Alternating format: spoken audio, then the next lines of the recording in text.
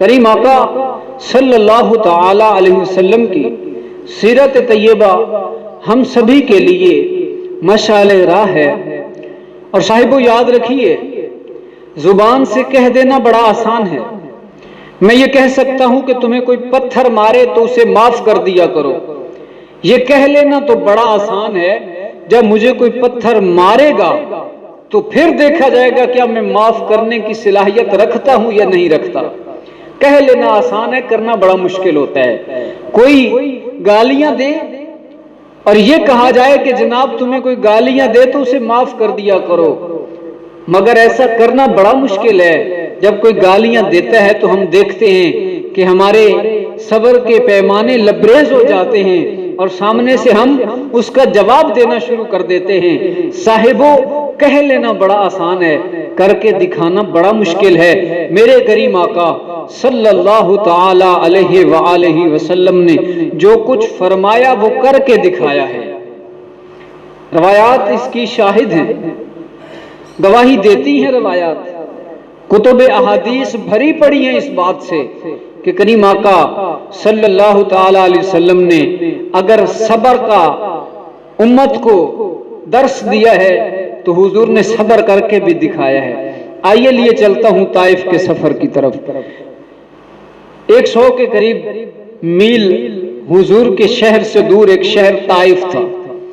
جب حضور علیہ السلام نے دیکھا کہ مکہ کے اندر لوگ اسلام قبول نہیں کر رہے، تعداد نہیں بڑھ رہی، لوگ اسلام کی طرف متوجہ نہیں ہو رہے، تو کریم آقا صلی اللہ تعالی علیہ وسلم نے طائف کی طرف سفر فرمایا۔ اور جب حضور طائف میں پہنچے، اللہ رب العزت کی وحدانیت کا اعلان کیا اور اپنی رسالت کا پیغام جب طائف کے لوگوں کو دیا تو طائف کے لوگوں نے سامنے سے گالیاں دینا شروع کر دی۔ کریم آقا صلی اللہ علیہ وسلم کو آ کے کہا کہ تم یہاں سے فوراً نکل جاؤ نہیں تو تمہیں مار دیا جائے گا۔ اور پھر شرارتی اوباش اور گنڈے جوان حضور کے پیچھے لگائے، جنہوں نے میرے کریم آقا صلی اللہ علیہ وآلہ وسلم کو گالیاں بھی دی، میرے کریم آقا کو پتھر بھی مارے، یہاں تک کہ میرے حضور میرے کریم آقا صلی اللہ تعالی علیہ وسلم کے پاؤں مبارک تک خون پہنچ گیا۔ میرے حضور کے جسم سے اتنا خون نکلا کہ جوتے مبارک حضور کے خون سے بھر گئے۔